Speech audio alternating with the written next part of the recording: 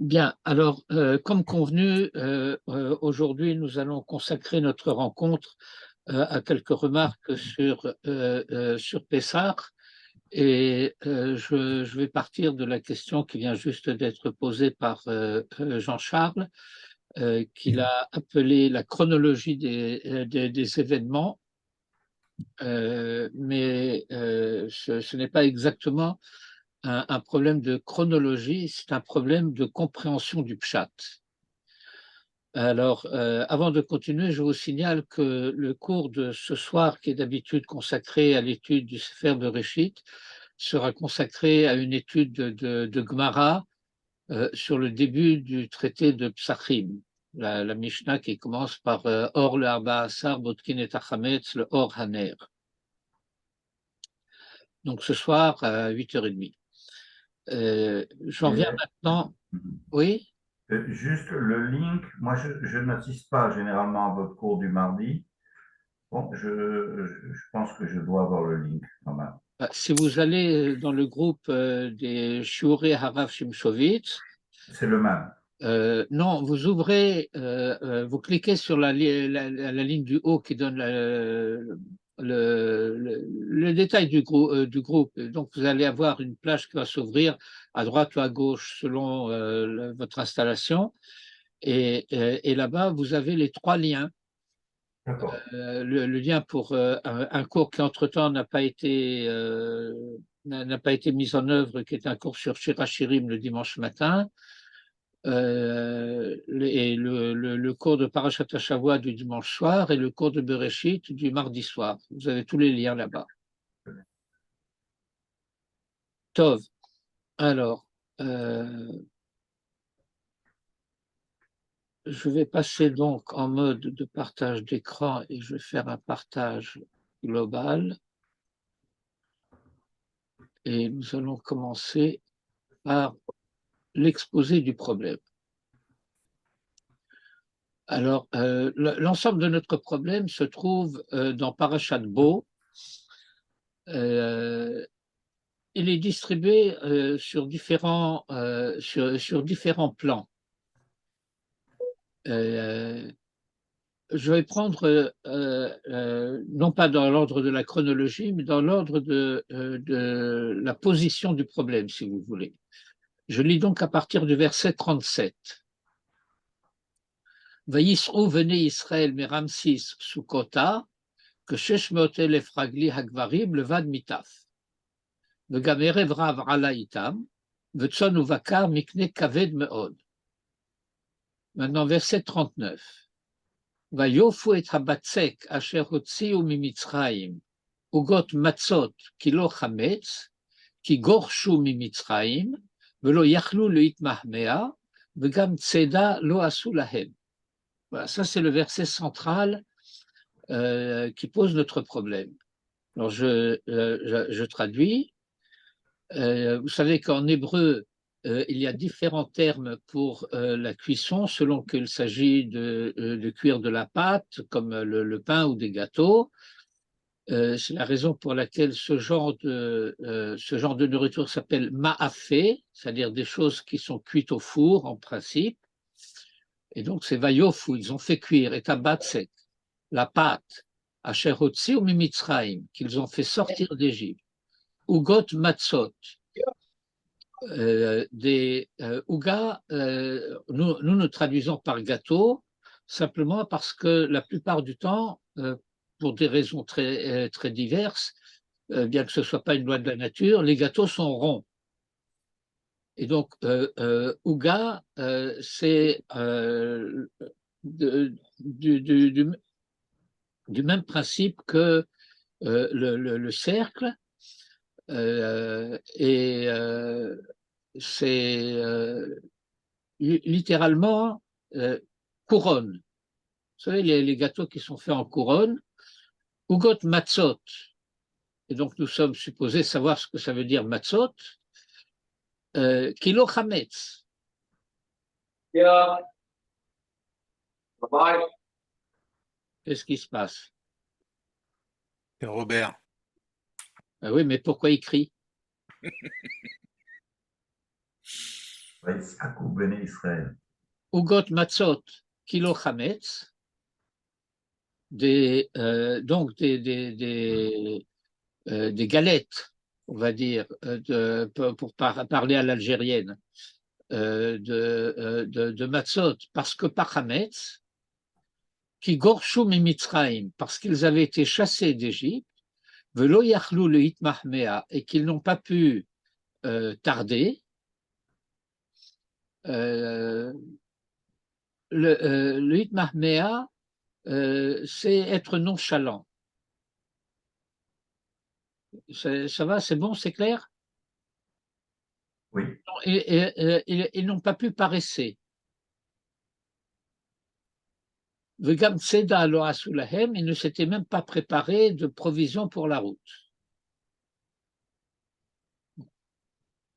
Alors, ce verset est extrêmement compliqué à comprendre, semblerait-il. Pourquoi? Eh bien, parce que le fait qu'ils aient fait cuire les matzot, des matzot parce qu'ils n'ont pas eu le temps que la pâte lève, cela signifie qu'ils ont voyagé de Ramsès à Sukkot en moins de 18 minutes. Ah. Vous êtes d'accord, puisque on considère que la pâte lève au bout de 18 minutes. C'est pour ça que quand on fait des matzot, on n'arrête pas de pétrir et de pétrir et de pétrir jusqu'au moment où on met dans le four. Parce que dès qu'on arrête de pétrir, c'est pour ça que sur des emballages de matzot, vous pouvez voir parfois Chai Regaim. Vous avez vu ça déjà? Oui, oui. Mais comment ils ont pu faire ça, d'aller si vite? Mais moi, je n'ai pas du tout dit qu'ils avaient fait ça. Je dis que le verset est compliqué parce que on commence par nous dire ils sont allés de Ramsès à Sukkot hein, et qu'ils ont fait cuire la pâte qu'ils avaient prise avec eux, des matzot, parce qu'ils n'avaient pas eu le temps de la faire cuire et qu'elle n'avait pas eu le temps de lever. C'est quoi, taf? Taf, c'est les petits-enfants. Ok.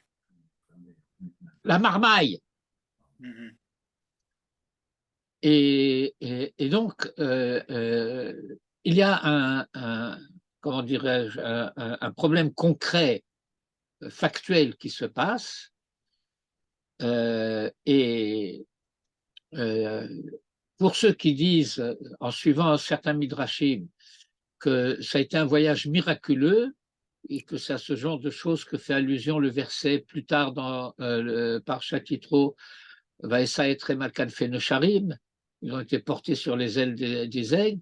Alors, il ne fallait pas que la Torah nous dise que les enfants d'Israël sont sortis d'Égypte et qu'ils ont voyagé, Vaïsro, venez Israël, Meramsé Sukota. Il fallait dire Vaïssa Hachem et Beni Israël, Meramsé Sukota, ou quelque chose comme ça. Vous comprenez mon analyse là? Oui, mais ce que je n'arrive pas à comprendre, c'est pourquoi est-ce qu'il aurait fallu que ce soit pendant les 18 minutes du temps que ça devienne Ramet. Parce que le texte dit qu'ils sont sortis avec de la pâte qu'ils avaient préparée en Égypte. Oui, alors ils ont Et dit, ensuite, ils l'ont cuite. oui, alors, je dis, le verset est très compliqué à comprendre. Parce Mhm. qu'ils nous disent, ils ont fait cuire la pâte qu'ils avaient sortie d'Égypte en galettes de matzot, parce que ça n'avait pas eu le temps. Kilo chametz, il faut comprendre que ça n'avait pas eu le temps de lever, ça n'avait pas eu C'est le ça. temps de devenir chametz, parce qu'ils avaient été chassés d'Égypte et qu'ils n'ont pas eu le temps de paresser, de prendre leur temps, leurs aises. Et donc, c'est un verset incompréhensible. Ouais. Alors, d'autant plus incompréhensible que du temps, puisqu'ils ont voyagé de Ramsès à Sukkot, du temps, ils en ont eu pour faire cuire le pain. Et même s'ils n'avaient pas fait cuire le pain, la pâte, elle avait eu le temps de lever. Alors ça, c'est les problèmes factuels. Maintenant, j'en viens au problème de fond.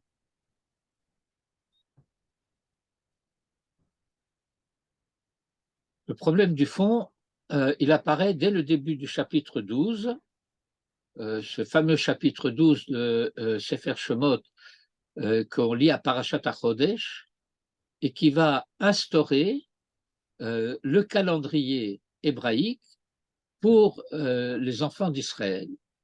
Jusqu'à ce moment-là, le calendrier hébraïque et le calendrier universel étaient identiques, à savoir que le premier des mois de l'année, c'était Rosh Hashanah, c'est-à-dire le mois de Tishré, qui est le mois, comme vous le savez, auquel nous datons la création du monde. La Torah vient nous dire Achodesh hazeh lachem rosh chodashim, rishon hu lachem le chodshei hashana. Je ne rentre pas dans l'analyse de détail du verset, mais cela veut dire que tout se passe comme si on va fixer maintenant le mois de Nissan comme étant le premier des mois de l'année, ce qui fait que les Juifs qui font jamais rien comme tout le monde auront Rosh Hashanah le 7e mois. C'est clair? Ce qui veut dire que la sortie d'Égypte va être pour l'histoire d'Israël ce qu'est la création du monde pour l'universel humain. C'est un événement créationnel, si je puis dire. Et à cette occasion, nous recevons les instructions de ce qu'on appelle Pesach Mitzrayim. Il y a des halachot spéciales pour Pesach de la sortie d'Égypte, celui qui s'est passé en Égypte, et qui sont différentes de Pesach Dorot, c'est-à-dire de la halacha pour nous. Il y a d'abord les instructions concernant l'agneau pascal. Parler aux enfants d'Israël, à toute l'assemblée des enfants d'Israël, en disant au 10e de ce mois, ils prendront pour eux chacun un agneau. En réalité, ce n'est pas un agneau. C'est un terme générique pour désigner un petit ovin ou caprin. Ça veut dire ça peut être le petit de la chèvre ou le petit de la brebis. Ça s'appelle c'est. C'est pourquoi vous allez avoir dans la Torah l'expression c'est izim, par exemple. C'est izim, c'est le chevreau. Et donc, c'est un agneau ou un chevreau par maison familiale. Et puis ensuite, on va donner les instructions concernant la préparation de ce chevreau. Et on dit bien à la fin du verset 5, Mina kevasim ou min ha'izim tikachu. Mina kevasim, c'est des ovins. Mina izim, c'est des caprins. Donc, ça peut être un agneau ou un chevreau. On a l'habitude de prendre un agneau. Vaya lachem le mishmeret ad arba asar yom la chodesh hazeh, et vous le garderez jusqu'au 14 de ce mois, et v'shachatu oto kol kahal adat Yisrael ben arbaim, et on l'égorgera, on l'abattra le mercredi, enfin le mercredi. Pourquoi le mercredi? Comment il m'est venu ce mercredi comme ça? Le 14 après-midi, Ben Ha'arbaim, au moment du crépuscule. On prendra du sang, venatnu al shte hamezot al mashkof al habatim asher yochlu oto bahem. Et je vous rappelle pour information importante que le sang devait être mis de l'intérieur de la maison, pas à l'extérieur. V'achlu et abasar balayla hazeh. On arrive maintenant à la partie importante. Et ils mangeront la chair cette nuit. C'est ce qui se mangeait à la fin du Seder et que nous représentons par le afikoman dans notre Seder, à la fin du repas, après lequel on ne mange plus rien. Tseli Esh. Tseli Esh, ça veut dire grillé au four, grillé au feu. Ou matzot, avec des matzot, almerorim yuchluhu, et avec des herbes amères, ils le mangeront. On n'en mangera pas à demi-cuit ou bouilli, qui im tseliège, rocho al-karav al-kirbo. On n'en laissera rien jusqu'au matin, et ce qui n'aura pas pu être mangé sera brûlé au feu. Et voici comment vous le mangerez, ça c'est pour Pesach Mitzraïm, bien qu'il y avait des minhagim, en particulier en Afrique du Nord, de faire le tour de la table avec un bâton en souvenir de Kachat Tochlu Oto, Motnechem Chagurim, ça veut dire Motnechem Chagurim avec la ceinture, c'est-à-dire prêt pour le voyage, prêt au départ, vos chaussures sur vos pieds et pas pieds nus, ou Makelchem Beyadechem et vos bâtons dans vos mains, Vachaltemoto Bechipazon et vous le mangerez en hâte. Pesach ou l'Hachem, c'est le passage pour Hachem. Et je vous rappelle que la Torah appelle la fête Chag HaMatzot et nous l'appelons Chag HaPesach. Mais en réalité, Pesach, c'est le 14, alors que Chag HaMatzot, ça commence le 15. C'est-à-dire le 14 au soir, dans la nuit du 14 au 15.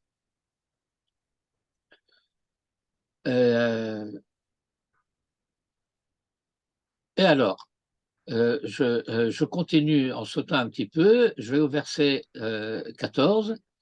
Vahaya hayom hazeh lachem le zikaron. Et ce jour-là sera pour vous en mémoire. Ce n'est pas en souvenir. V'chagotemoto chag l'Hachem. Et vous le fêterez en fête pour Hachem, le Dorotechem, pour toutes vos générations à venir. Chukat olam tachoguhu, loi perpétuelle, vous le fêterez. Et comment vous le fêterez? Verset 15. Shivat yamim matzot tochelu. Pendant 7 jours, vous mangerez des matzot. Cependant, Bayom Arishon, dès le premier jour, Tashbitu seor mebatechem.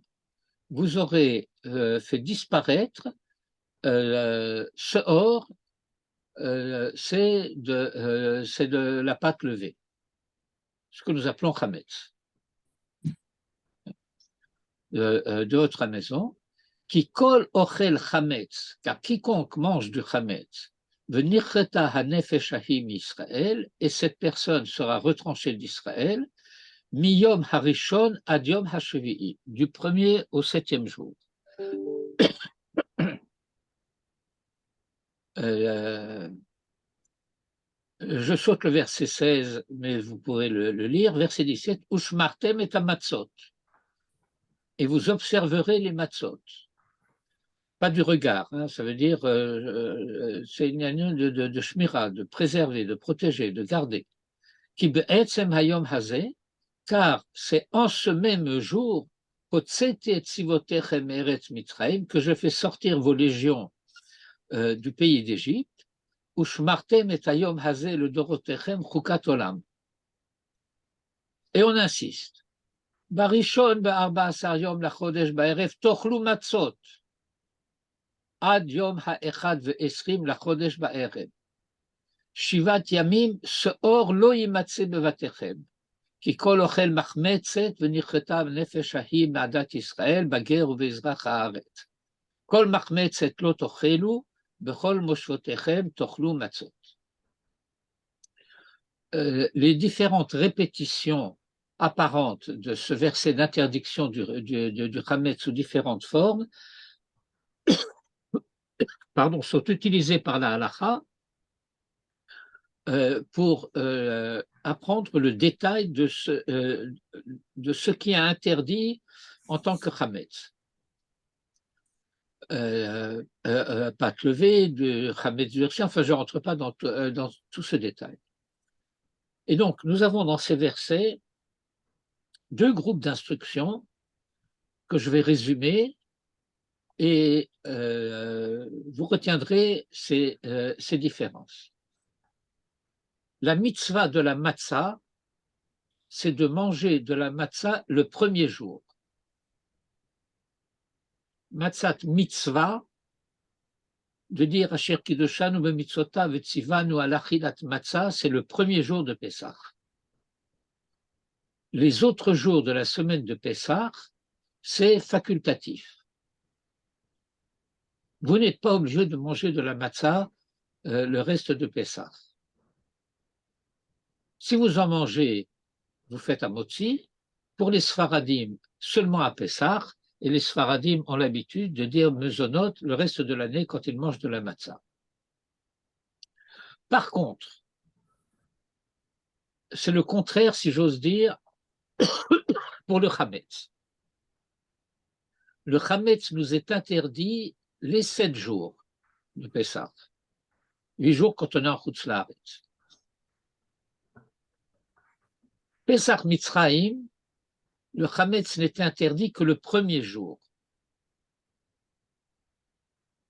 Donc il y avait un jour d'obligation de matzah, comme c'est le cas toujours pour nous, et il y avait un jour d'interdiction du Chametz, comme ce n'est pas le cas pour nous, mais que c'était le cas pour la génération de la sortie d'Égypte. Vous êtes toujours là? Oui, oui. Et donc le verset que nous avons lu pour commencer est extrêmement curieusement bizarre, parce que la raison pour laquelle ils ont fait cuire des matzot, c'est qu'ils n'avaient pas le droit de manger de Chametz. C'est ça. C'est-il clair? Bah non, puisqu'ils n'avaient pas encore reçu la Torah. Mais non, mais ils n'ont pas reçu la Torah. Ici, Commencement. ce sont les instructions qui sont données à Israël avant la sortie d'Égypte. Et on leur dit, vous allez faire l'agneau pascal l'après-midi, vous le mangerez grillé dans la nuit, et voici comment vous le mangerez avec des matzot et des merorim. Mais ensuite, on nous donne toutes sortes d'instructions à ce moment-là concernant Pessah. À Mais savoir, vous le faites quand est-ce que les 7 jours. quand est-ce que ces instructions ont été données? À Ces Moshe? instructions étaient données à Moïse le 1er Nissan de la sortie d'Égypte. Ok. Et le 10e jour de ce mois, vous prendrez l'agneau ou le chevreau, et vous l'abattrez l'après-midi du 14, et vous le ferez cuire au feu, et vous le mangerez la nuit, avec des matzot et des herbes amères. Et ensuite viennent toutes sortes d'instructions concernant Pessah, à la fois Pessah Mitzrayim et Pessah Dorot. Et je précisais, on nous dit, pendant 7 jours, vous mangerez des matzot, que ce soit matzat mitzvah ou matzat reshut, mais c'est matzah pendant 7 jours, et pendant 7 jours, vous ne mangerez pas de chametz. Ça, c'est pour Pessah Dorot. Pardon, alors que pour Pessah Mitzrayim, c'était un seul jour. Donc, le jour de la sortie d'Égypte. Donc, qu'est-ce que tu viens me dire? Que la raison pour laquelle ils ont fait cuire des matzot, ça serait une raison anecdotique, qu'ils n'ont pas eu le temps de faire cuire la pâte, qu'ils n'auraient pas eu le temps de lever? C'est absurde.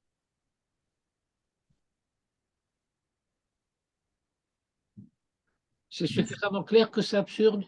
Rav, oui, bien sûr, mais au demeurant, c'est écrit dans la Torah. Mais attendez, je constate que tout le monde, enfin tout le monde, que très souvent, on fait la même erreur.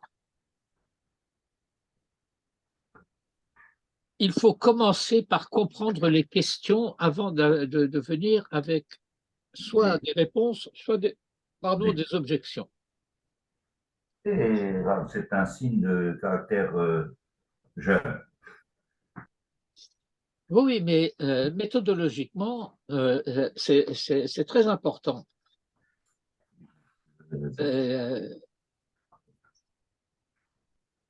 Du point de vue de l'étude et de la compréhension de la Torah, tant que vous n'êtes pas convaincu que la question est une question, vous ne pouvez pas entendre la réponse. Exact.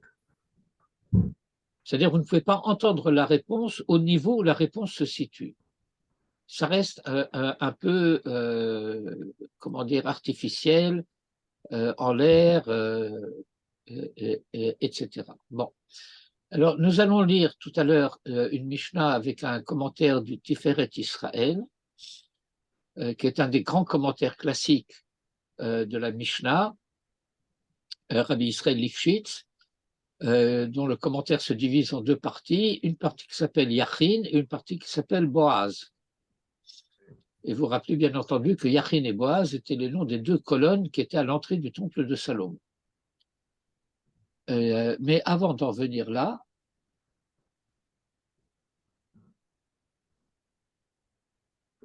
nous allons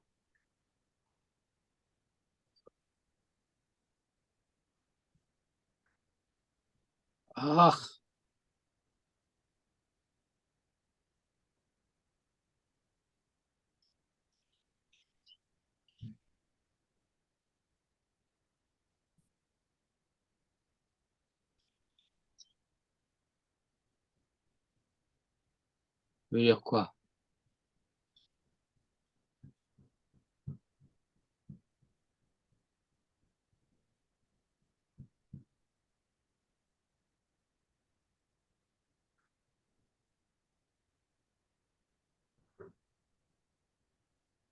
Je vais à la Haggadah de Pessah.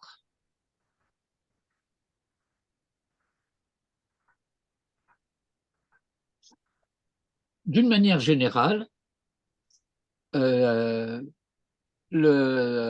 Haggadah de Pessah est fondée sur des passages du Seder, des passages de la Mishnah. C'est d'ailleurs la raison pour laquelle, en tout cas dans le minhag de ma famille, en tout cas le minhag ashkenaz très souvent, on avait l'habitude de lire la Mishnah sur le nigun, je dis n'importe quoi, on avait l'habitude de lire la Haggadah sur le nigun de la Mishnah.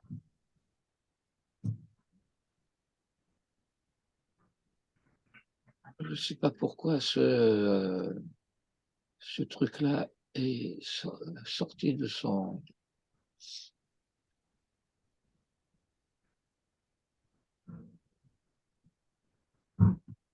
Voilà. Alors nous commençons par le passage qui dit Rabban Gamliel Haya Omer, Kol Shelo Amar Shlosha Devarim Elu Bapesach, Lo Yatsa Yode Chovato, Ve Elu Hen, Pesach, Matzah ou Maror. Enseignement de Rabban Gamliel, quiconque n'a pas dit ces trois choses-là à Pessah ne s'est pas acquitté de son devoir. Et voilà quelles sont ces trois choses, Pesach, Matzah ou Maror.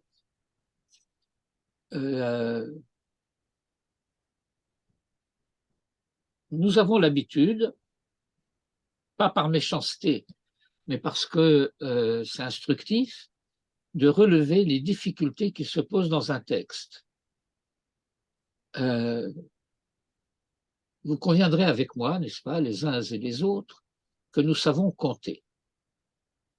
Et donc, Rabban Gamliel aurait pu dire tout simplement, quiconque n'a pas dit Pesach, Matzah ou Maror à Pesach ne s'est pas acquitté de son devoir. Pourquoi doit-il commencer par dire qui n'a pas dit ces trois choses à Pesach, et voici lesquelles, Pesach, Matzah ou Maror? Dès le moment où il y a un nombre limité, je n'ai pas besoin du nombre pour savoir que c'est ces trois choses-là. Ensuite, Pesach, shehayu avotenu ochlim bisman shebet hamikdash haya kayam. Faites bien attention. Pesach, que nos pères mangeaient à l'époque où le temple était debout, et on pose la question, al-shumma, au nom de quoi? Al-shum shepasach hakadosh baruch hu al bate avotenu b'Mitzrayim. Au nom du fait que Dieu est passé sur les maisons de nos pères en Égypte. Chez Neymar, car il est dit, Amartem, et vous direz, en réponse à la question que vos fils vous auront posée, Zevar Pesach Hul Hashem, c'est une offrande de Pessah pour Hachem, Asher Pasach al Bate Vene Israël B'Mitzraïm, qui est passé par-dessus les maisons des enfants d'Israël en Égypte, Benokpo et Mitzraïm, alors qu'il frappait les Égyptiens, Vet Batenu Hitzil, et il a sauvé nos maisons, Vaikod Ha'am Vaishtachavu, et le peuple se courba et se prosterna. Beaucoup de gens ont malheureusement la mauvaise habitude de commettre une infraction grave à la halakha en prenant l'os ou quoi que ce soit qui sert de zroa sur dans le panier du seder ou sur le plat du seder, et en montrant, en disant Pesach, Shayu, Ochlim, etc. C'est interdit. Et c'est la raison pour laquelle, vous voyez même dans les instructions, qu'ensuite on dise Ochez hamatza beyado ou mare otala mesubin, ce qu'il n'a pas dit pour l'os. Malheureusement, il a omis dans ses instructions, ça c'est le texte classique de la Haggadah de Pessah,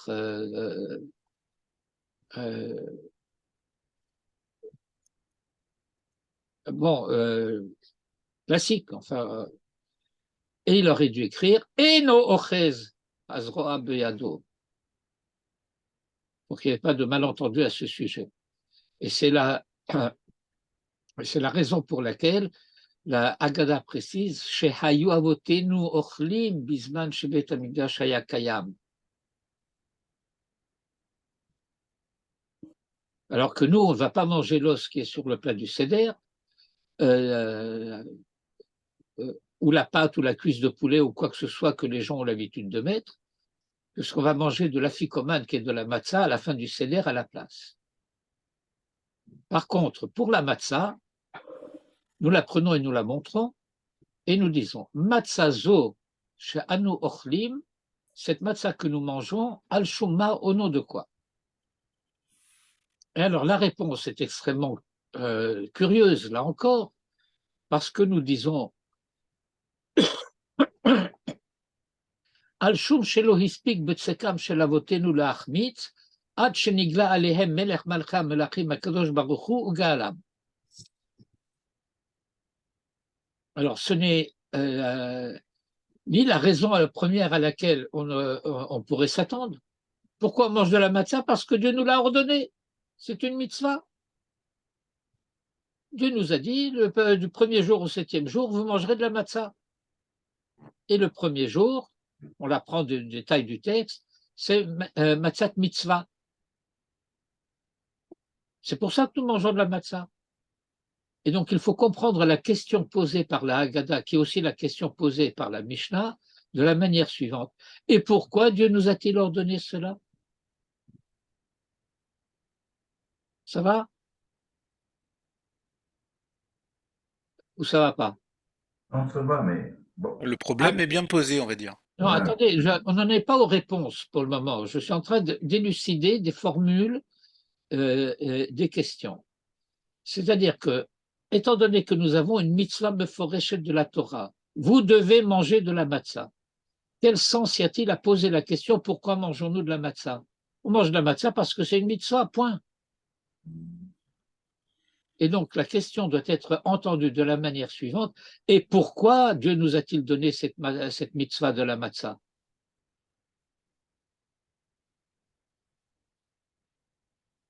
Et on ne peut pas prendre, Jean-Charles, la chronologie.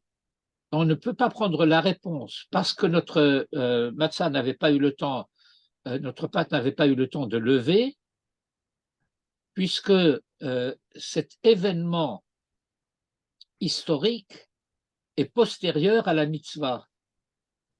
Bien sûr.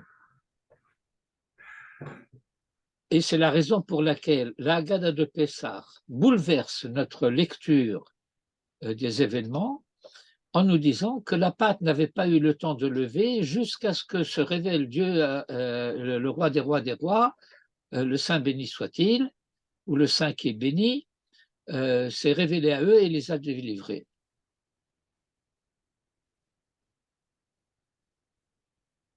Dieu s'était révélé à eux quelques mois auparavant, avant la sortie d'Égypte, lorsque les plaies d'Égypte ont commencé. Donc cette formule, Shelo hispik betzekam shel avotenu lehachmitz, ad shenigla alehem melech malchei hamelachim akadosh baruch hu uga'alam, ne peut pas se comprendre comme faisant référence au jour de la sortie d'Égypte, parce que ce n'est pas ce jour-là que Dieu s'est dévoilé à eux. Dieu s'est dévoilé à eux dès que les plaies d'Égypte ont commencé.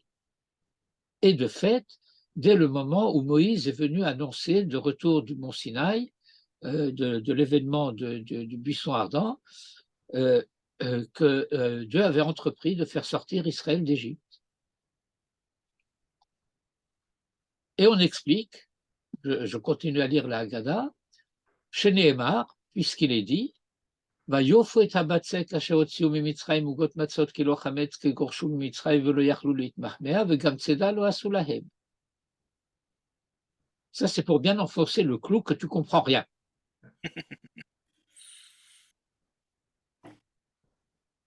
Ça veut dire quoi que tu comprends rien? Que ça veut dire que jusqu'à présent, nous n'avons pas appris à lire le verset correctement, à lire à quoi le verset faisait allusion vraiment.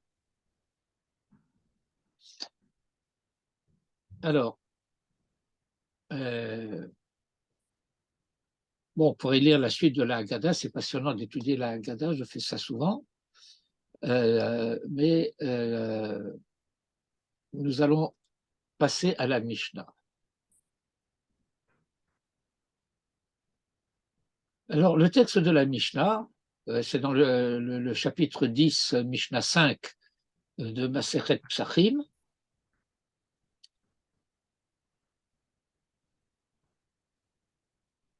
Ça commence là. Rabban Gamliel Haya Omer, Kol Shelo Amar Shlosha Dvarim Elu Bapesach Lo Yatsa Yodei Chovato Ve'eluhen, Pesach Matzah Umaror. Vous identifiez, n'est-ce pas?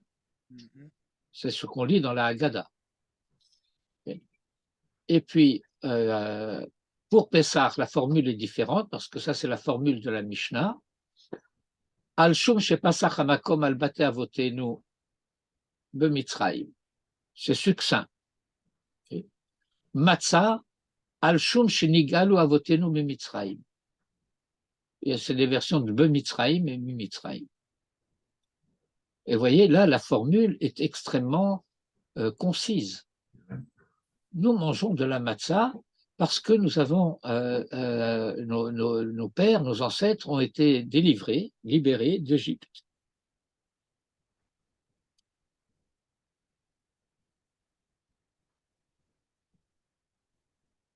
Alors attendez, je vais agrandir un petit peu le texte ici. Vous savez lire Rashi, n'est-ce pas?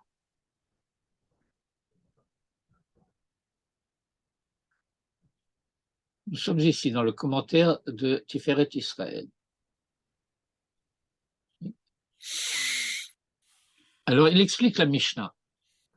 Il explique la Mishnah à la lumière de la Gemara qui va suivre et qui va donner des détails que nous introduisons dans la Haggadah de Pessah, mais qui ne sont pas de la Mishnah. Et il explique, d'après la version du Rosh Rabbeinu Asher, je signale pour ceux que cela peut intéresser que Rabbeinu Asher est un des ancêtres de Manitou par lignée paternelle.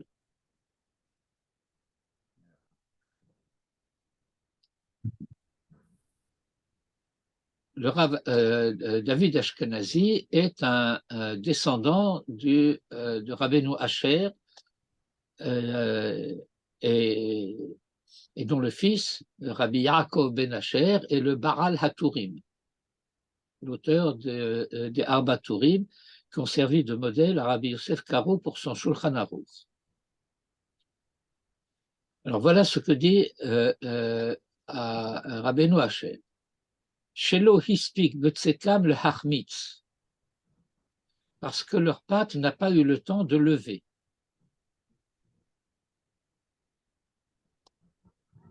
Et il continue. Que Moshe nig'alu kodem hazman hakavua, de même qu'ils ont été délivrés avant le temps fixé.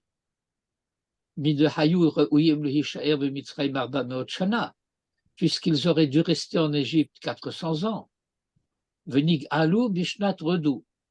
Ils ont été délivrés au bout de 210 ans. Comme Ochen, de la même manière, nitztavu b'matzah. Ils ont reçu le commandement de la matzah, chez yochlu lachmam kodem zmano haraoui, de manger leur pain non levé avant le temps normal.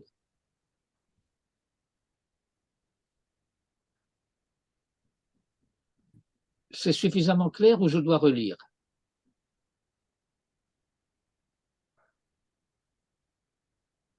Non, il faut relire. Il faut relire. Pour expliquer plutôt. Alors, matzah, parce que la pâte n'a pas eu le temps de lever. Nous avons entendu cela comme un épisode anecdotique. Le Tiferet Israël nous explique que c'est quelque chose de fondamental. Qu'est-ce que ça veut dire que la pâte n'a pas eu le temps de lever?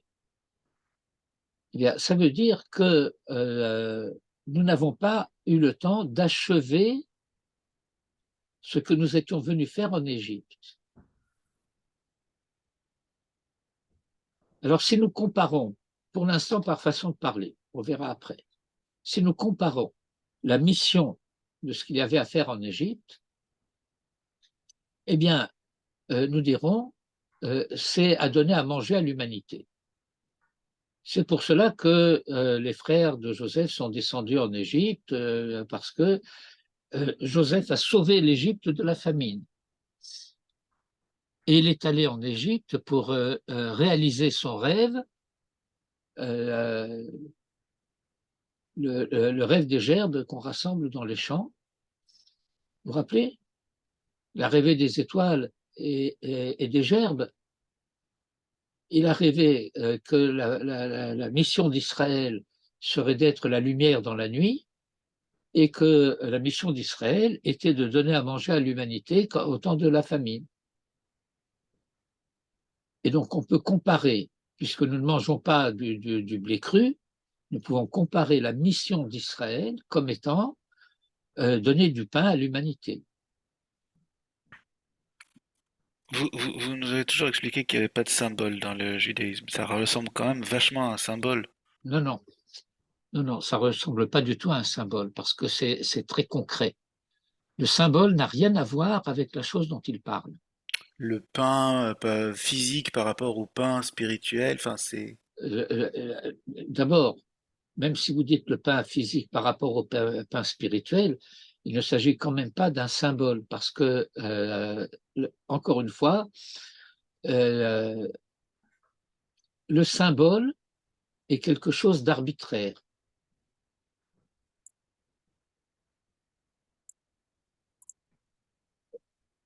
Le mot symbole en grec signifie deux moitiés mises ensemble.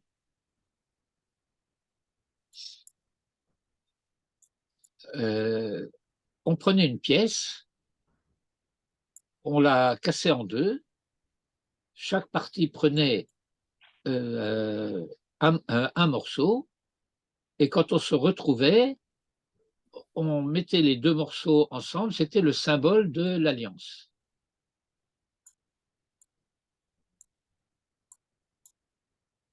Mais il n'y a aucun rapport entre à propos de quoi cette alliance est faite et ce qui sert de symbole à cette alliance.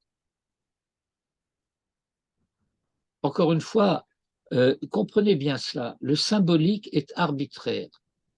C'est arbitrairement qu'on va dire « Ah, c'est le symbole de telle chose ».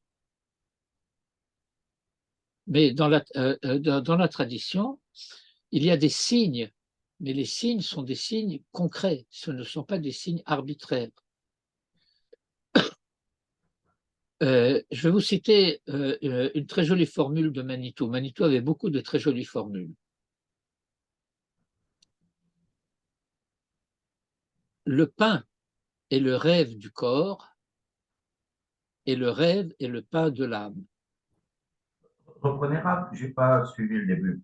Le Il faut pain, écouter de temps en temps. j'essaye. Le pain est le rêve du corps et le rêve est le pain de l'âme.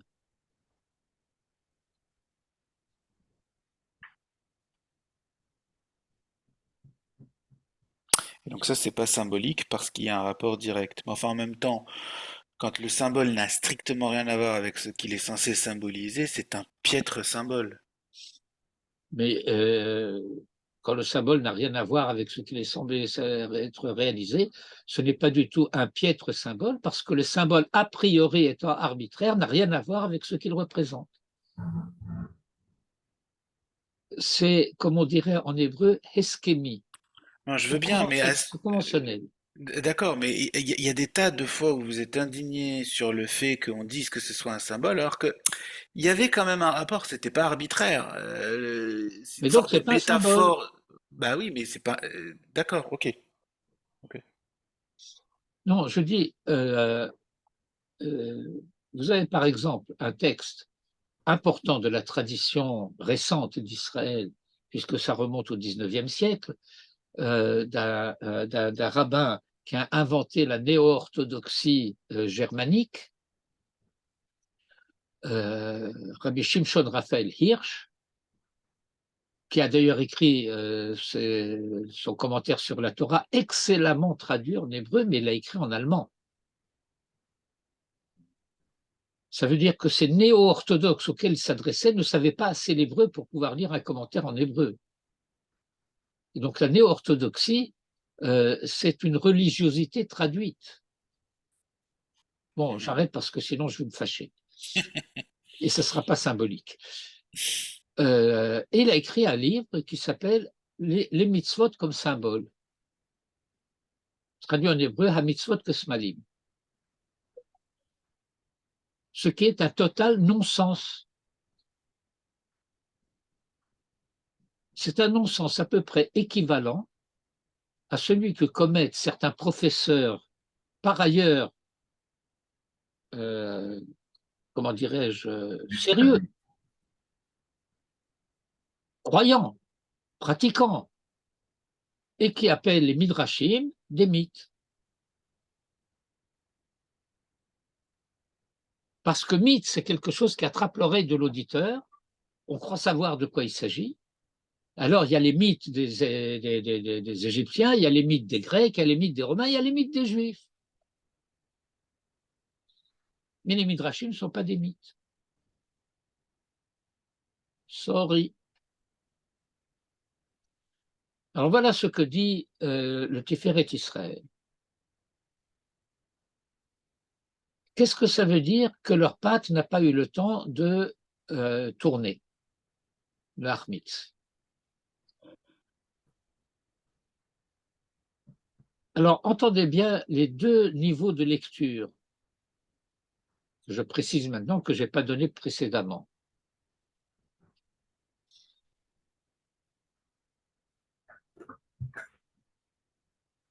L'Armitz, littéralement donc de devenir Hametz, mais curieusement, cette expression, c'est l'expression qu'on utilise lorsqu'on n'a pas réussi à faire ce qu'on voulait faire et que ça a mal tourné.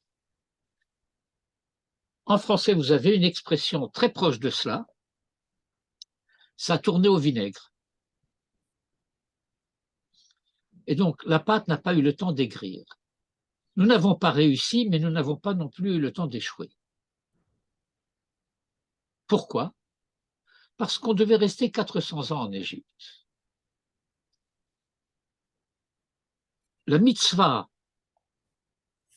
de Shavuot sera d'apporter au temple du pain levé.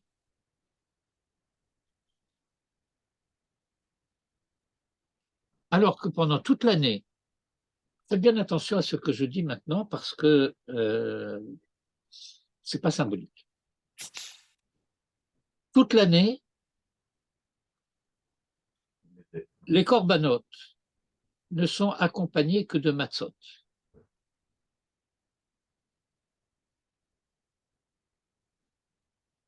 Il y a essentiellement deux exceptions. Une exception régulière et une exception exceptionnelle. L'exception régulière, c'est ce qu'on appelle korban toda, l'offrande de gratitude. Et l'offrande de gratitude était accompagnée de chametz. C'est la raison pour laquelle nous ne disons pas Mizmor le Toda à Pessah.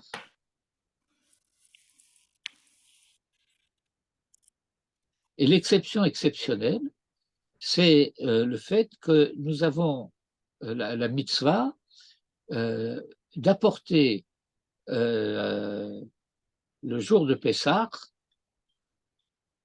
du pain levé avec l'offrande. L'offrande sera brûlée sur l'autel, le pain sera mangé, il ne monte pas sur l'autel, mais il est très précisément exprimé que cette offrande-là devait être accompagnée de Hametz Te'afenna, cuite à pain levé, à pâte levée. Pendant Pessah. Pas à Pessah, à Shavuot. Ah, ok. Je disais- Non, alors je dis, à Pessah, c'est la matzah. À Shavuot, 50 jours après, c'est le pain levé. Et Shavuot s'appelle Atzeret de Pessah, l'achèvement de Pessah. C'est-à-dire que tout se passe comme si les 7 semaines qui vont de Pessah à Shavuot étaient le déploiement du temps qui a manqué à Pessah pour achever le travail. Déploiement du temps parce que le parallèle de Pessah et de Shavuot, c'est Sukkot et Shmini Atzeret. Shmini Atzeret, qui est pour nous Simchat Torah. En Chutz La'aretz, ce sont 2 jours différents, puisqu'en Chutz La'aretz, Sukkot dure 9 jours. Il y a les 7 jours de Sukkot, le 8e jour de Shmini Atzeret et le 9e jour de Simchat Torah. Mais en Israël, et donc normalement, Shmini Atzeret et Simchat Torah, c'est le même jour. De la même manière que le jour de Shavuot, c'est Matan Torah et Atzeret de Pessah. Puisqu'il est dit dans la Torah, Atzeret Yelachem. Sauf qu'à Sukkot, c'est le lendemain immédiatement, alors que entre Pessah et Shavuot, il y a comme si chacun des jours de Sukkot était déployé en 7 jours. Et voilà ce que dit le Tiferet Israël. De la même manière qu'ils ont été délivrés avant le temps fixé, puisqu'ils auraient dû rester en Égypte 400 ans, et qu'ils ont été libérés au bout de 210 ans, à la 210e année, et que ce qui manque aux 400 ans, c'est ce qu'on appelle Ketz. Ketz, c'est 190, et c'est aussi l'avènement, l'aboutissement. Ketzayamin. Comme Oken, de la même manière, Nitztavu b'matzah. Ils ont reçu le commandement de la matzah, chez Yochlu Lachmam Kodem Zmano Haraoui, à savoir de manger leur pain avant le temps approprié, le temps normal. Donc du pain non levé. Parce que le pain non levé va représenter l'inachèvement de la sortie d'Égypte. Alors, par là-dessus, il va y avoir beaucoup d'autres ta'amim qui vont être, comment dire, précisés. Mais ça, c'est le thème fondamental. Et donc, lorsque la Torah, je reviens à notre verset ici.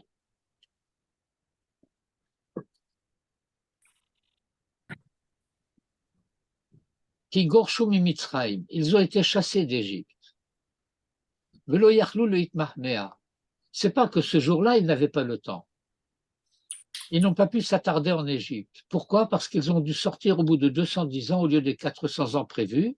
Et c'est la raison pour laquelle on vient nous dire ensuite, au verset 41, des différents calculs, de la même manière que dans la Gade de Pessah, on nous dit Shakadosh Baruch Hu Chishev et Ha Ketz. Ketz, 70. le Ketz des 190 ans qui manque. Ouais. La Sot Koma Shenemar pour réaliser ce qui avait été dit. Pourquoi? Parce qu'il a été dit à Abraham Gerichie Zaracha, et par ailleurs il lui est dit Yitzra qui carré le Chazara.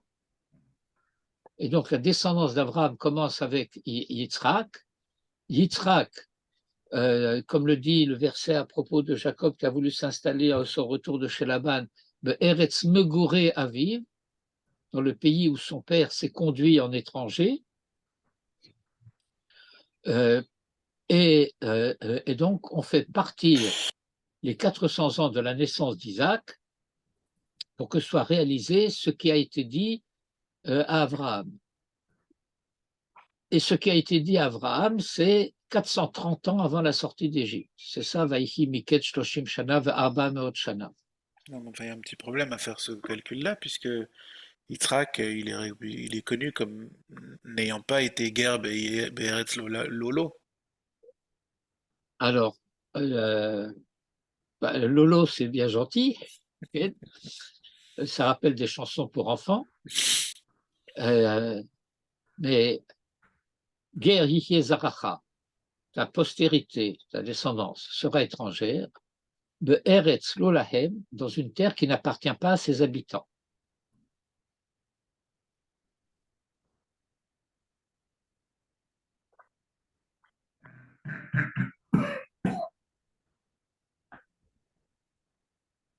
Si la définition de guerre c'est étranger, c'est pas la peine de dire Eretz Lolahem parce que ça va de soi. Et donc, Eretz Lolahem et Ger Yihye Zaracha peut se répartir en deux dimensions. Encore une fois, il y a plusieurs lignes de lecture. Une des lignes de lecture possibles, Ger Yihye Zaracha, ça désigne Yitzhak.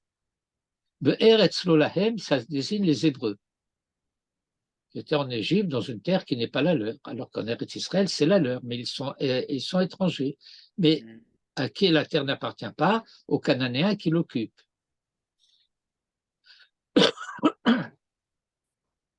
Toujours est-il que Gorsho Mimitzraïm, ça veut dire ils ont été chassés d'Égypte. Or, que signifie qu'ils ont été chassés d'Égypte? Ça veut dire qu'ils ont été obligés de sortir d'Égypte. Alors, bon, on va remonter très haut en arrière. Je crois que c'est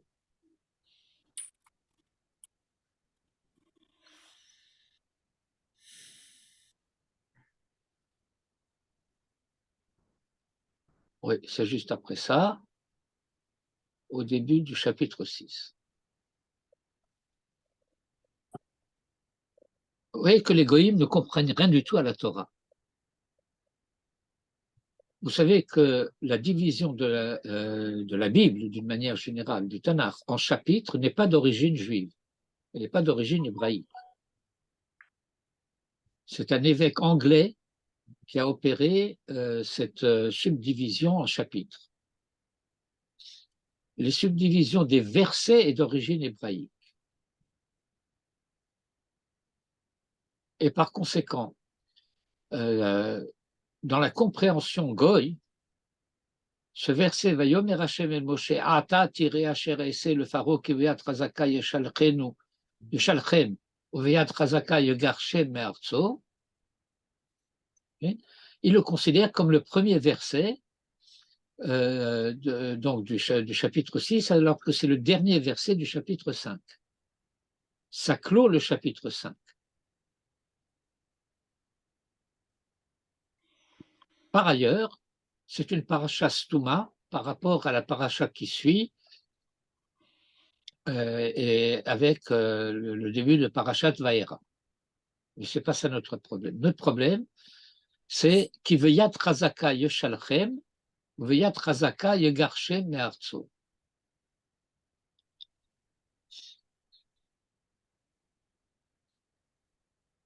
Alors, ce n'est pas une répétition. Yad chazaka yeshalchem, c'est que Pharaon sera obligé de les laisser partir, de les renvoyer, à cause de la main de Dieu qui se sera apaisantie sur lui. Ubeyat chazaka yegarshem be'atzmo, et les Hébreux seront obligés de sortir d'Égypte à cause de la main de Pharaon qui se sera apaisantie sur eux pour les renvoyer, pour les chasser. C'est pourquoi plus tard il va être dit Vayehi b'shalach paro et ha'am, au lieu de dire Vayehi b'hotzi Hashem et ha'am. Qui gorshu b'mitzraïm, ça fait référence à ces deux dimensions. Il a fallu que Dieu les fasse sortir et il a fallu que Pharaon les renvoie, littéralement les chasse.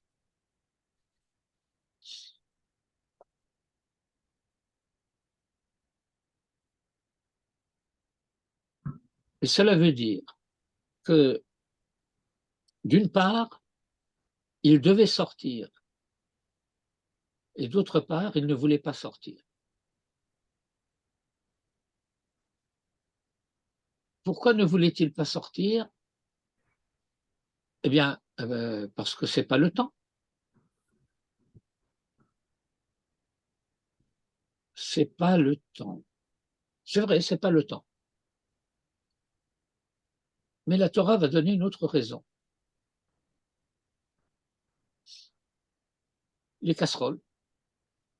Ah, nous nous souvenons comme c'était bon d'être en Égypte, diront-ils quand ils seront dans le désert. Nous nous souvenons de tous les bons légumes que nous mangions là-bas. Et la tradition va retenir l'expression sir habassar. Sir, c'est pas en français. Hein. Non, mais Le chaudron de viande. le chaudron. Sir habassar. Ce qui nous retient en exil. Mais je croyais que tu voulais rester en exil parce que c'était pas le temps. Ah, oui, bon.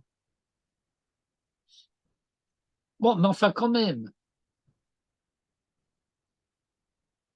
Mais il était urgent de sortir parce qu'on risquait d'être perdu. Mais on risque beaucoup plus gravement, d'autant plus gravement d'être perdu qu'on n'a pas conscience qu'on est en train de se perdre. C'est ce qui se passe de nos jours dans les communautés d'exil. Je me souviens des choses absolument incompréhensibles que Manitou a commencé à nous dire dans les années 60 à propos de la communauté américaine, qui semblait une communauté extrêmement structurée, extrêmement forte, extrêmement ardente, très juive, très sioniste, etc. Et bien, voyez aujourd'hui. Ouais. Ce n'est pas de la nevoie, c'est de la chokhma. Ezeu chacham haroe et hanolad. Alors, je vais arrêter parce qu'on va se regarder un petit peu plus. Le Or HaChaim HaKadosh, le Rav Chaim Ben Attar. Rav Chaim Ben Attar, c'est un rabbin marocain qui est originaire de la ville de Salé. Vous avez entendu parler de la Salé en Égypte? Le Baba Salé, c'est le maître de la ville de Salé. Ça n'a rien à voir avec le sucre. Et donc, le Rav Ben Attar, Chaim Ben Attar, qui a écrit un grand commentaire sur la Torah et d'autres commentaires aussi sur le Talmud, etc., qui était le maître du Chida. J'ai entendu parler du Chida, Rabbi Chaim Yosef David Azoulay. Et donc, le Or HaChaim HaKadosh écrit dans son commentaire sur la Torah pourquoi les Hébreux sont-ils tombés jusqu'à la 49e porte de l'impureté? Bon, alors, les commentaires moralisateurs classiques, assimilation, dégringolade, enfin toutes ces choses-là, Rabbi Chaim Ben Attar dit ils sont allés en Égypte pour libérer la sainteté qui était prisonnière. Or, cette sainteté prisonnière, elle était prisonnière de l'impureté. Parce que je vais vous dévoiler un secret, l'impureté se nourrit de sainteté.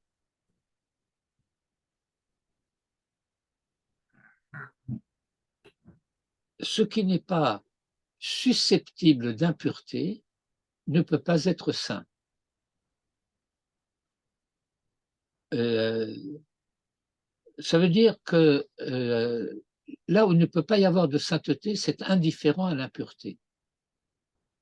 Mais l'impureté cherche à toute force à s'approprier la sainteté parce que c'est de ça qu'elle vit. C'est ça qui lui permet de subsister. Et donc, il s'agissait en Égypte, il s'agit d'une manière générale en exil, de voir quelles sont les valeurs authentiques qui sont tombées, ont été défigurées, ont été dévoyées dans les civilisations des nations pour les délivrer, pour les ramener et pour les réunir à l'unité de l'ensemble des valeurs. Manitou avait l'habitude de citer une très jolie phrase de l'introduction de Israël et l'humanité. Vous connaissez le livre Israël et l'humanité? Oui. Du Rav Ben Amozeg. Du Rav Ben Amozeg, Eli Ben Amozeg. Eliaou Ben Amozeg était un grand Rav kabbaliste d'Italie qui a vécu au 19e et au début du 20e siècle et qui a écrit un livre qui a été publié à titre posthume par un de ses disciples qui était un noachide qui s'appelait Aimé Palière, qui a récupéré les manuscrits du Rav, qui les a organisés et qui les a publiés. Ce livre a été publié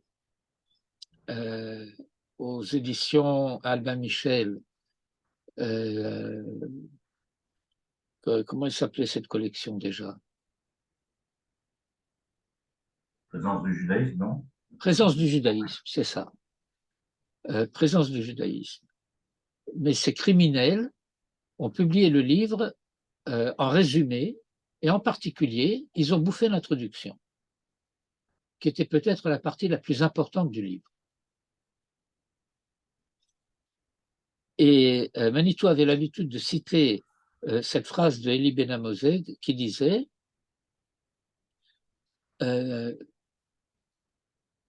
toutes les nations sont comme des perles, Israël est le fil du collier. Et quand Manitou citait cela, il disait avec son petit sourire en coin, sont des perles, probablement des perles de culture.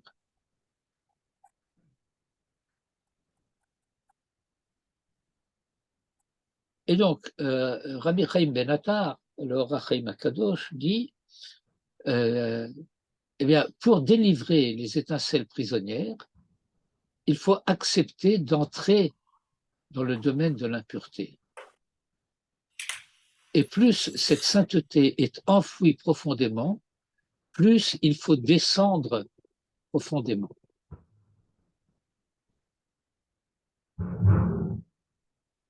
Et c'est pour ça que les Hébreux étaient arrivés si loin. Mais nous avons un principe que peut-être nous apprenons précisément de là.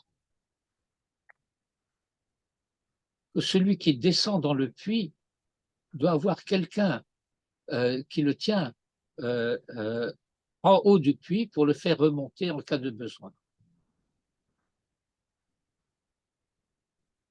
Ben, sinon, on est descendu dans le puits, on ne peut pas remonter.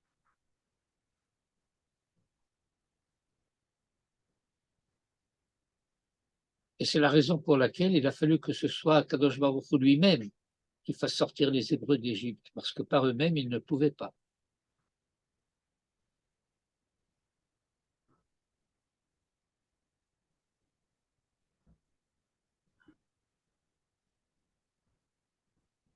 Et donc, c'est vrai, il fallait nous faire sortir d'Égypte avant que nous n'ayons atteint ce qu'on appelle la 50e porte de l'impureté.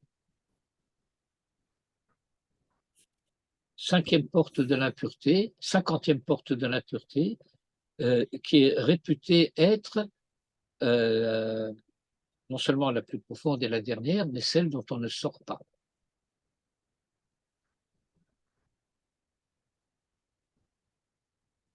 Et c'est pour remonter niveau après niveau de ces 49 portes de l'impureté que nous avons les 49 jours de Sfirat HaOmer jusqu'à Shavuot, qui est le 50e. Bon, est-ce que j'ai mis un peu d'ordre dans votre chronologie? La chronologie, oui. Oui, mais enfin moi j'ai toujours une question parce que Dieu merci. on a, on a expliqué tout ça, mais la phrase reste toujours obscure pour moi. Ugot Ramot Kilo Non, Irmitz. Il y a un qui au milieu. Ugot Matzot, Kilo Chametz. Oui, alors quelle est la difficulté? Des matzot parce que ça n'avait pas levé. Au niveau du pshat, ça n'avait pas levé. Eh bien Parce oui, que ça Kilo Yachlou, parce qu'il n'avait pas pu rester. Je comprends qu'on puisse interpréter ça d'une autre manière, parce qu'il y avait danger, il fallait bouger, etc. D'accord, mais en termes de... Enfin, je veux dire, c'est abscon. On peut pas... ça veut dire C'est... que euh, euh, nous sommes en train de parler dans ce verset à la dimension de l'histoire et pas à la dimension de l'anecdote. J'ai expliqué, je pense, assez clairement que, étant donné qu'ils avaient déjà reçu la mitzvah de manger de la matzah et l'interdiction du chametz ce jour-là, toute la journée, que la raison apparemment donnée par le verset ne tient pas, Alors pourquoi est-ce que apparemment à, là, à moins, à moins Elle que, est dans la Haggadah en plus. et elle est reprise dans la Haggadah, elle est à partir de la Mishnah. Et le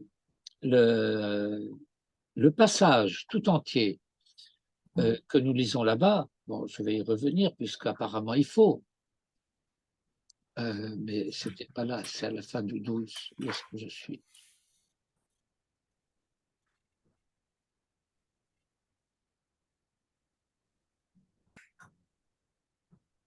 Voilà. Tout ce passage, okay, tout ce passage est un passage, vous partagez pas là, hein. comment? Vous êtes pas en train de partager. Je ne suis pas en train de partager, mais je suis très très méchant. Quel égoïste je suis.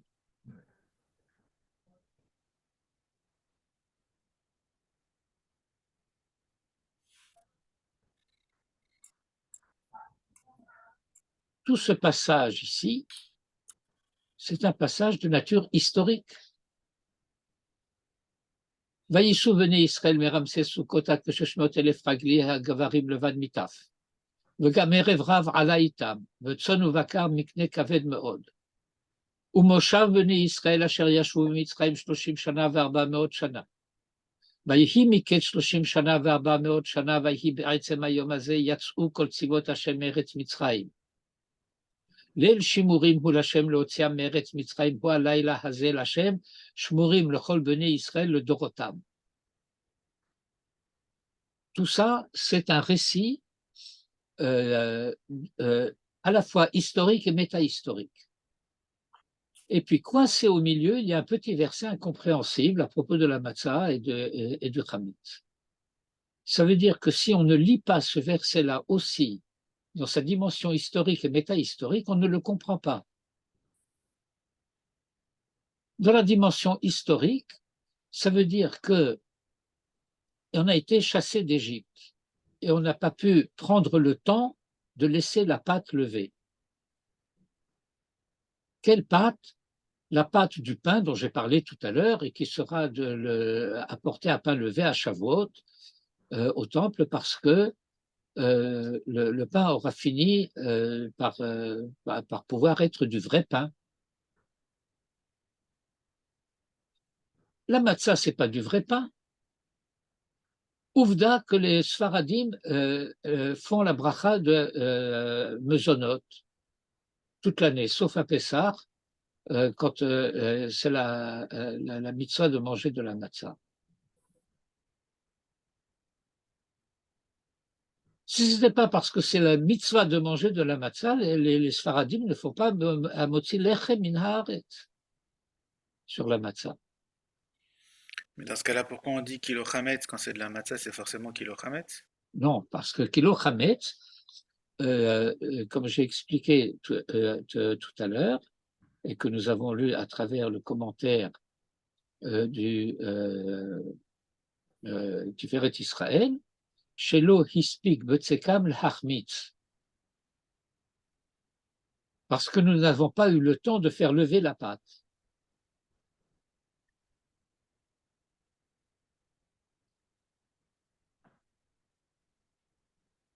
Vous mettez le doigt, en fait, sur l'une des difficultés traditionnelles, si j'ose dire, issues de la lecture de la Torah et des sources d'une manière générale en traduction. Parce que cette habitude de la traduction ampute le texte des différentes dimensions de sens qu'il peut avoir.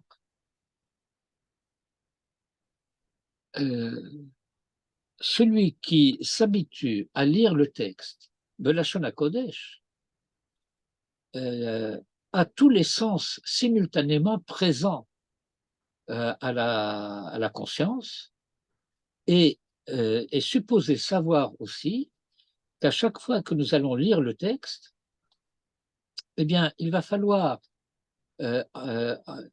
d'une certaine manière, choisir un fil conducteur qui traverse le texte à tel niveau de sens, tout en sachant que tous les autres niveaux existent simultanément. Mais pour l'exploration, on est obligé de suivre chaque filière pour elle-même. Et par conséquent, il y a des particularités du texte qu'on ne traduit en général pas en français parce que ça ferait bizarre, sans tenir compte du fait que ça fait tout aussi bizarre en hébreu.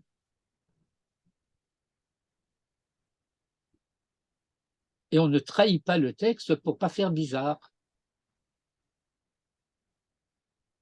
La traduction de la Bible du rabbinat, pardon, la traduction de la Bible par le rabbinat, c'est une traduction qui est écrite dans une belle langue française, mais qui n'a souvent rien à voir avec le texte qu'elle traduit. Pourquoi? Eh bien, parce que on a voulu faire de la bonne syntaxe française, avoir des phrases bien construites.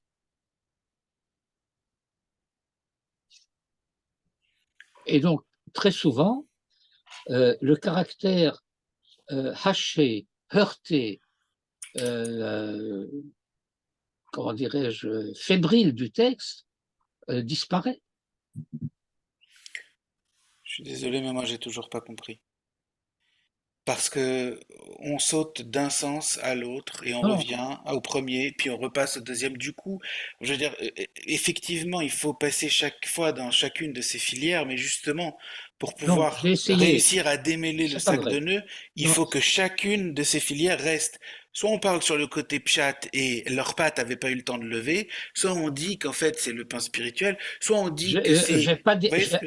je n'ai jamais dit, et je vous interdis de dire que j'ai dit que c'était du pain spirituel. Non, d'accord. J'ai pas dit que vous aviez dit ça, mais bon. Mais comprenez que dès le moment où vous introduisez des éléments étrangers, ça empêche de pouvoir comprendre. Non, d'accord, mais là, Ougot Hametz Alors, kilo, Ougot bon, Matzot alors kilo Hametz. Vous avez bon, donné l'explication parce qu'ils n'avaient pas eu le temps. Mais on a vu qu'ils avaient eu le temps.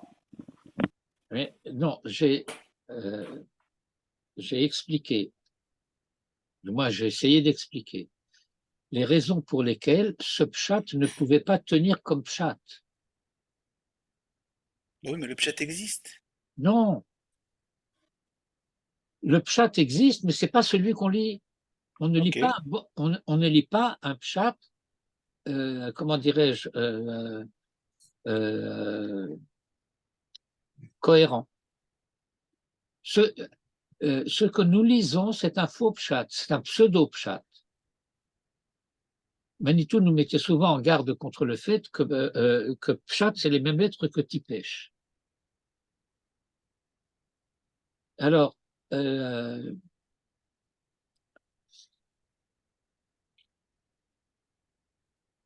je vais élargir un peu euh, le, la perspective. Ça ne simplifie rien, ça complique. Mais parfois, cette complexité est nécessaire. Le Midrash, à propos de la création de l'homme, explique euh, que l'homme est pétri comme une pâte,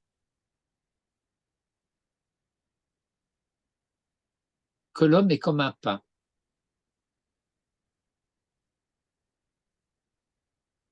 Lorsqu'il s'agissait de sortir d'Égypte et de faire sortir le pain d'Égypte, il s'agissait de faire sortir euh, euh, la dimension humaine de l'histoire qui était en train de se perdre en Égypte.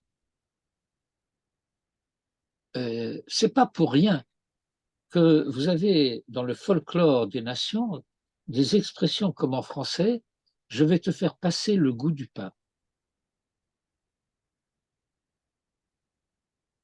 Ça veut dire quoi, je vais te faire passer le goût du pain? C'est quoi le pshat?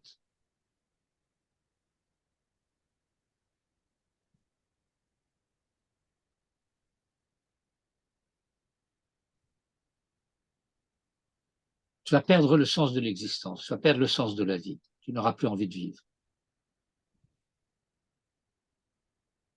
Tellement je t'aurais tabassé.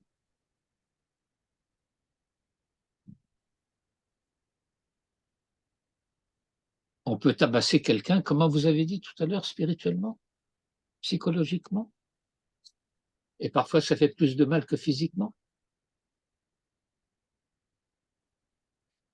Alors, je disais simplement que ce pshat de ce verset devait être lu à l'aune des versets qui l'entourent,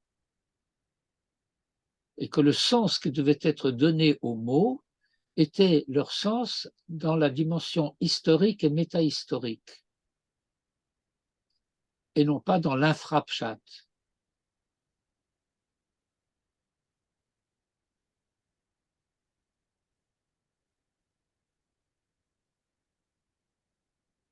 Il Et alors, Et alors quoi? comment est-ce qu'on le voit du point de vue historique? C'est dans les Maméas entre les quatre, Entre les avant le tas, 210 ans et les d'accord, ok. 400 ans. Oui. Le ketz qui manque pour que le pain lève. Et les 49 portes de la Touma dont il faut s'élever pour arriver jusqu'à Shavuot. En sachant que à chaque fois qu'on remonte d'une dimension de la Touma, en parallèle, on s'élève dans une dimension de la Kedusha.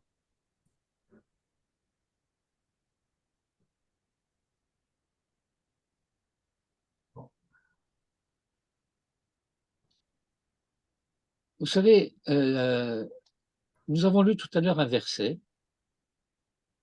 Attendez, je dois share screener. Ce share screen. Donc si on veut malgré tout tenter une traduction un petit peu hâtive, mais juste pour histoire de simplifier un petit peu, ça n'est pas le pain réellement, c'est simplement qu'Israël n'a pas pu finir sa mission parce qu'il était en danger. C'est ça qui est dit là.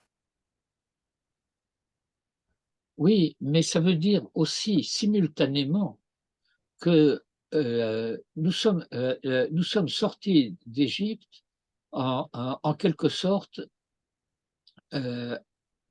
inachevés, incomplets. Mhm.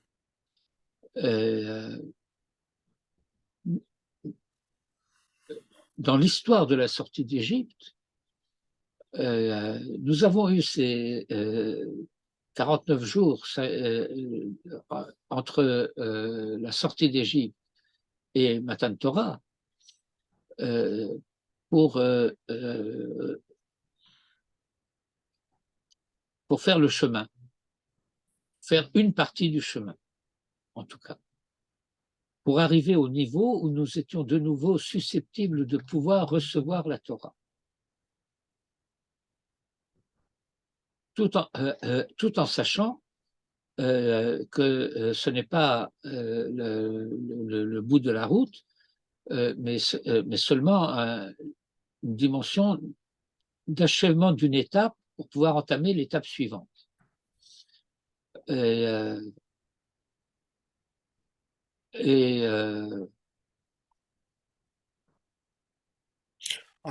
je peux me permettre de vous interrompre, en fait, ce qui gêne un petit peu, c'est l'entrelacement finalement de deux choses qui semblent être liées, mais qui sont en fait finalement des coïncidences. C'est-à-dire le fait qu'ils mangeaient du Hamet, de la matzah parce que c'était Pessah et qu'ils venaient d'en recevoir l'ordre, et le fait que en même temps, ils avaient pas eu le temps de finir leur mission parce qu'ils étaient en danger, qui donc ont dû sortir plus tôt. Mais c'est Et ça, qui, et c'est qui, la même chose. Oui, c'est la même chose, mais sauf qu'il y a factuellement le fait qu'ils mangeaient des matzot parce que c'était Pessah et non pas parce qu'ils n'ont pas eu le temps de faire du pain, parce Non, qu'ils avaient le mais temps. la raison pour laquelle ils ont reçu ce commandement de la matzah, c'est parce qu'ils n'avaient pas eu le temps de terminer. Ah, La matzah n'est pas arbitraire. ah, ah. La matzah signifie cet inachèvement. Et c'est pour ça qu'il y a les qui. Allez, ça va. Ça commence à venir. Ouais, ouais, ouais, ouais. Oui. Ok. C'est Bon, pour ça qu'il y a les qui en fait. ouais, Qui lo ramet. D'accord. voilà. Alors, voilà, je voulais revenir à ce verset 14. V'haya hayom hazeh lachem le zikaron. Alors, c'est quoi Yom HaZikaron?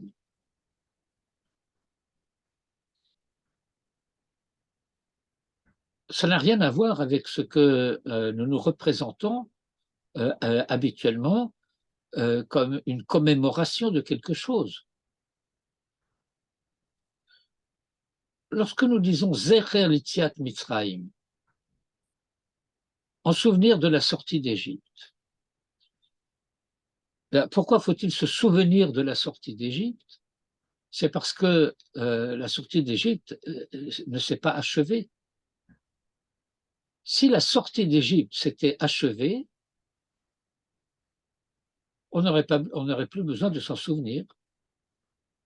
C'est pas que ça passe dans les oubliettes, Oui, ça c'est intéressant comme idée. mais ça veut dire que ça passe à l'arrière-plan. Nous avons deux versets très parallèles. Anochi Hashem Elokecha asher hotzetecha me'eretz Mitzrayim. Vous vous rappelez, c'est le premier verset des 10 commandements. Anochi Hashem Elokecha asher hotzetecha mi'ur kasdim. Le verset qui parle de la sortie d'Abraham de Ur Kasdim et le verset qui parle de la sortie d'Israël d'Égypte sont très parallèles l'un à l'autre. La différence essentielle, c'est que la sortie de Ur Kasdim, c'est une sortie définitive, achevée, terminée, on n'a plus besoin d'en parler. On le mentionne comme ça en passant. Alors que la sortie d'Égypte occupe une place extrêmement centrale dans la conscience juive. Or, pourquoi? Eh bien, parce que elle est restée inachevée. Où est-ce que je suis là?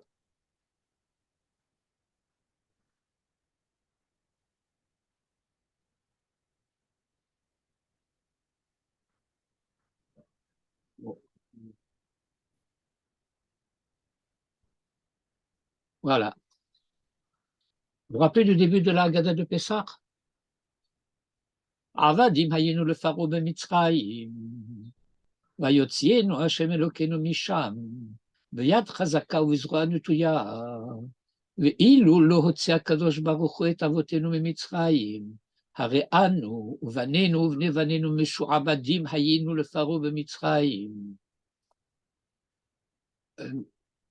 ואפילו כולנו חכמים, כולנו נבונים, כולנו זקנים, כולנו יודעים את התורה, מצווה עלינו לספר ביציאת מצרים, וכל אמר בלספר ביציאת מצרים, הרי זה משובח. Très joli. Plus tu dis, plus c'est bien. Ben, pour en dire plus, il faut en savoir plus. Pour entrer de plus en plus dans les détails, etc. C'est pas de répéter Kol Amar le Saper Bitziat Mitzrayim, de répéter sans arrêt les mêmes choses. Ça finit par être lassant. Mais voilà. Nous étions esclaves de Pharaon en Égypte. Ah oui, nous n'étions pas esclaves de Pharaon à Rome, ni à Athènes. Alors, il suffisait de dire nous avons été esclaves de Pharaon ou nous avons été esclaves en Égypte. Et l'un se déduit de l'autre. Et Dieu nous a fait sortir de là-bas. Bon, il a fallu employer la force, comme disait Manitou, au forceps. Beat Razaka ou Vizra Nutuya. Vayotzienu Hashem Elokenu Misham, de là-bas. Mais on reprend. Ve'ilu lo hotzei HaKadosh Baruch Hu et avotenu mimitzrayim. Et si HaKadosh Baruch Hu, ici il a dit Vayotzienu Hashem Elokenu Misham. Et maintenant, quand on reprend l'enseignement, non plus si possible de le dire ainsi, au niveau de la formulation de la Torah, Vayotzienu Hashem Elokenu Misham Beat Razaka Uzra Nutuya, mais dans la formulation de la Torah Shebe'al Peh, Ve'ilu lo hotzei HaKadosh Baruch Hu et avotenu mimitzrayim.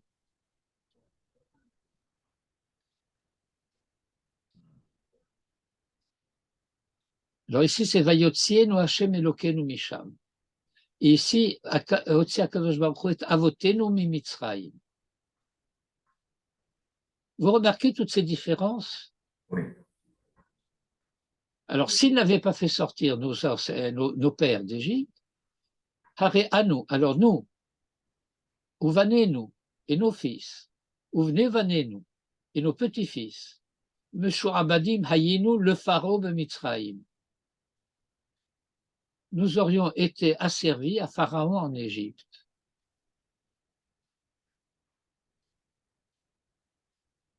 Donc, ça veut dire que, d'une part, il y a quelque chose d'irréversible. nous sommes sortis d'Égypte. Mais en Égypte, nous étions les esclaves de Pharaon en Égypte. Or, cet asservissement de Shi'aboud, et non plus seulement Avadim hayinu le Pharaon de Mitzrayim, mais Meshu'abadim hayinu le Pharaon de Mitzrayim.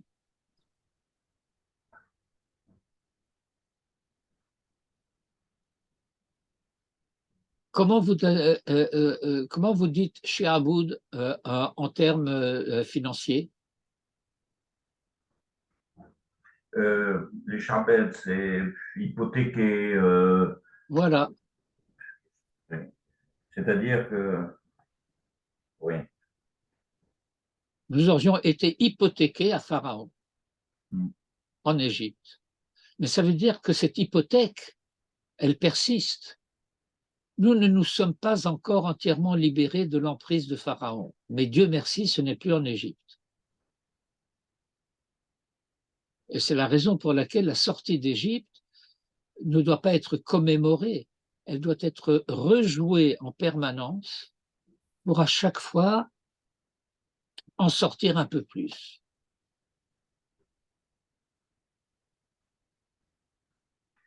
À chaque fois que nous disons Zecher Litziat Mitzrayim, c'est infinitésimalement peut-être, mais une démarche de sortie d'Égypte. Ce n'est pas la mémoire qui est en jeu, c'est l'existence.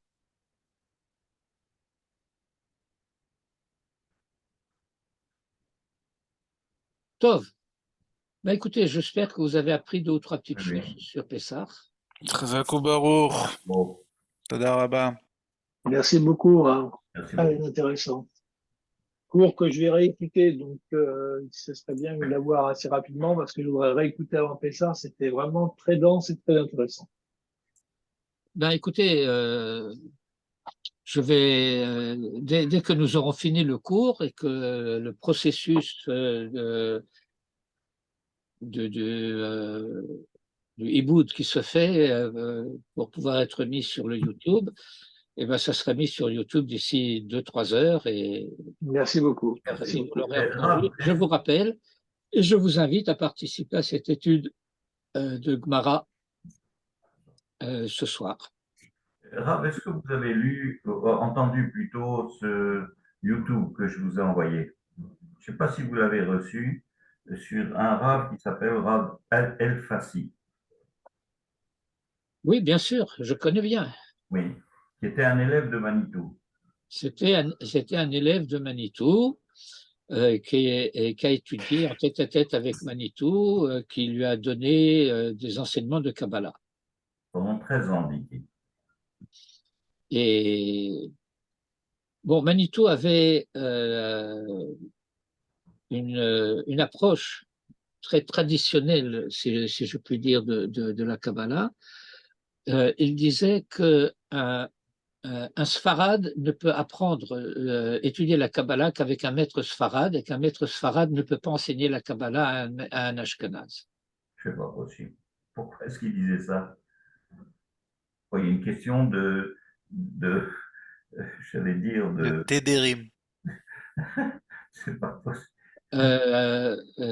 C'est une question de ce qu'on appelle dans la Kabbalah Shorshei Neshamot. Ah.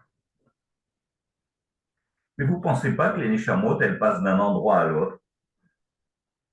Et que parce qu'on est né, disons, il y a quelques années, séfarade, on a toujours été séfarade.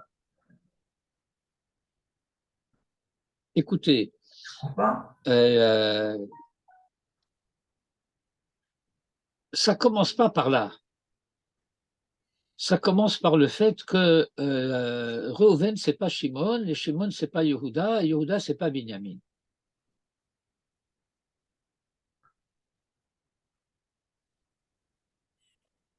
Et c'est pas pour rien, si vous voulez, que Yosef a une figure plus ashkenaz et Yehuda une figure plus séfarade.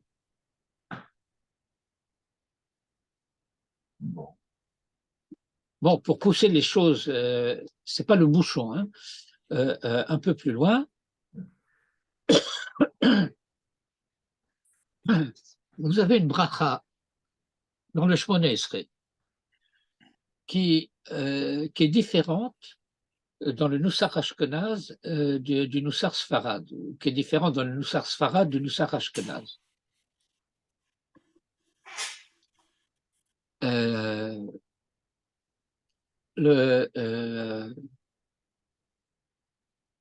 C'est l'une des dernières bénédictions, des 12 bénédictions intermédiaires, et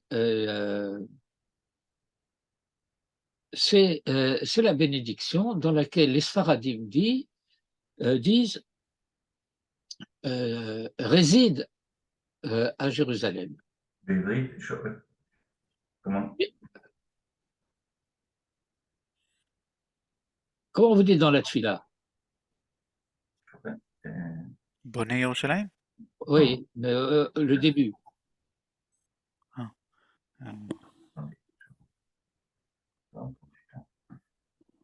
Les Ashkenazim commencent par dire V'l'Yerushalayim irecha berachamim tashuv v'tishkon betocha. Alors que les Sardes disent Tishkon betoch Tishkon. Yerushalayim. Tishkon betocha, betishkon, Comment? tishkon betocha, chez les Ashkenazim. Non, chez les Ashkenazim, V'l'Yerushalayim irecha berachamim tashuv v'tishkon betocha. Ok. On dit Tishkon betoch Yerushalayim irecha. Oui. Quel des Sfaradim? Et si vous vous souvenez de ce qui est écrit en petites lettres dans vos Sidurim, alors il y a chez les Sfaradim, il y a là-bas dans cette bracha une kavana kaven al Mashiach ben Yosef shelo Yehareg. C'est sur Tachin. Comment? C'est quand on arrive à Tachin. Betocha Tachin. Oui. Ouais. Vekiseh David Avdecha betocha tachin yekaven al Mashiach ben Yosef shelo Yehareg. C'est-à-dire que Kiseh David, c'est Mashiach ben Yosef. Et Mashiach ben David, c'est Tzemach David Avdecha dans la bracha suivante. Et donc, ce sont les Sfaradim qui ont la kavana pour le Mashiach ben Yosef. Shelo Yehareg.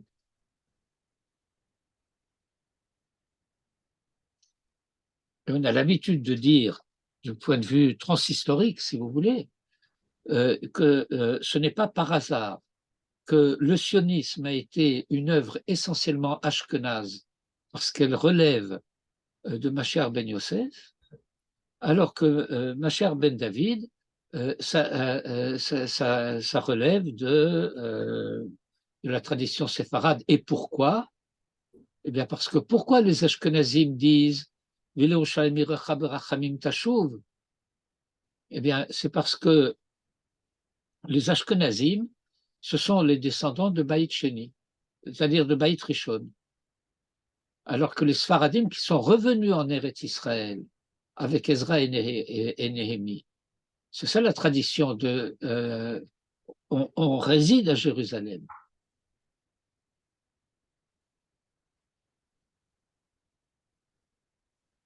Eh bien, ce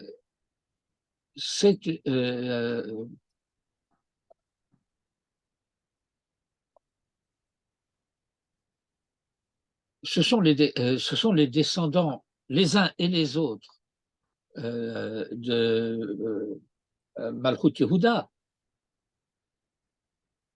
celui qui a été détruit en même temps que ce qu'on appelle le Baït Rishon.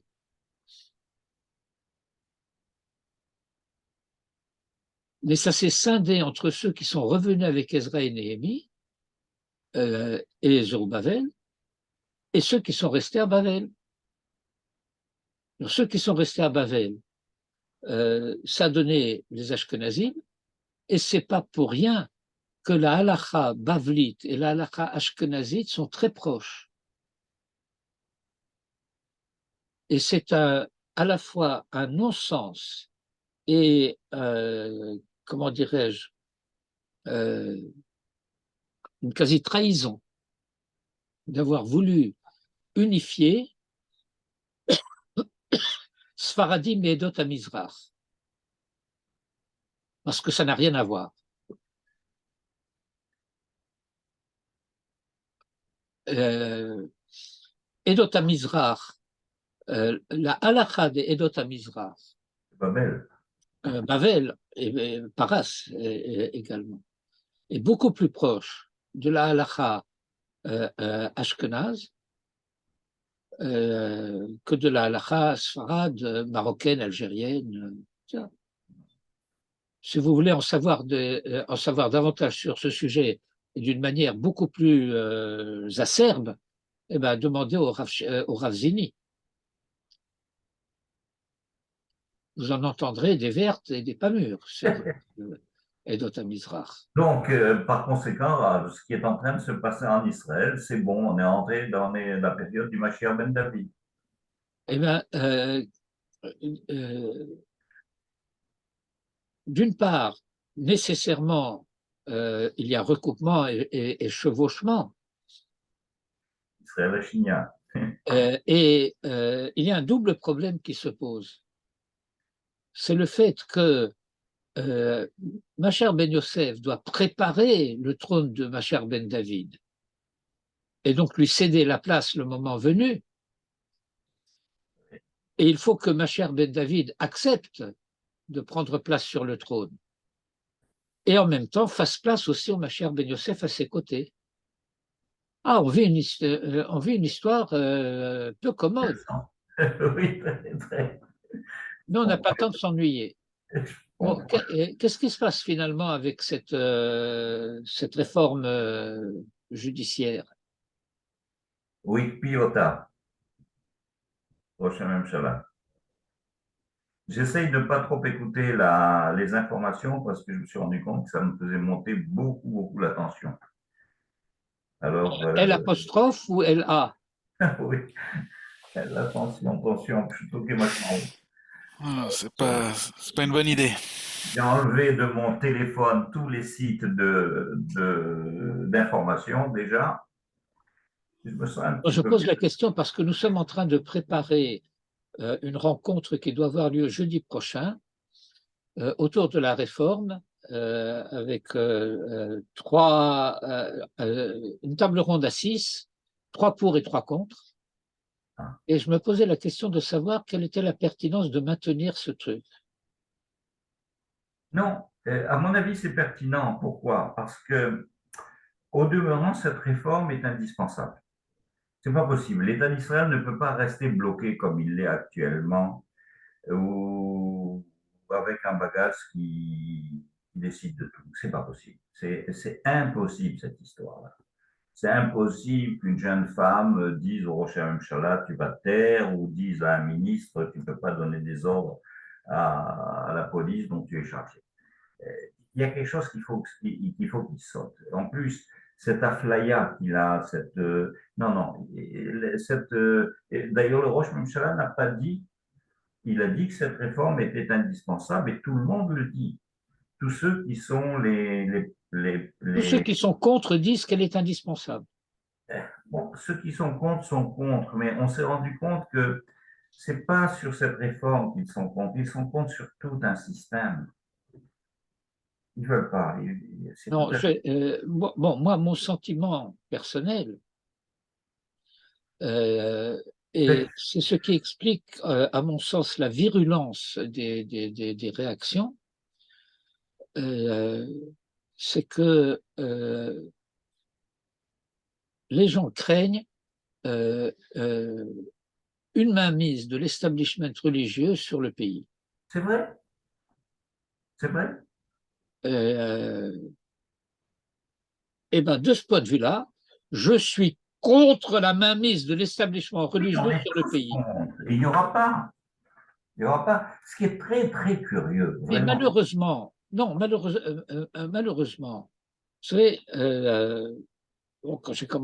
quand on m'a invité à cette table ronde, et que j'ai commencé un peu à réfléchir à la manière dont je pouvais présenter le sujet, c'est le fait que j'aurais beau dire que la kfiya datit est interdite par la halakha, vous trouverez des charedim pour dire que la halakha impose la kfiya datit. Ouais. Et il y a des gens qui auront des raisons de préférer croire les charedim que de me croire moi.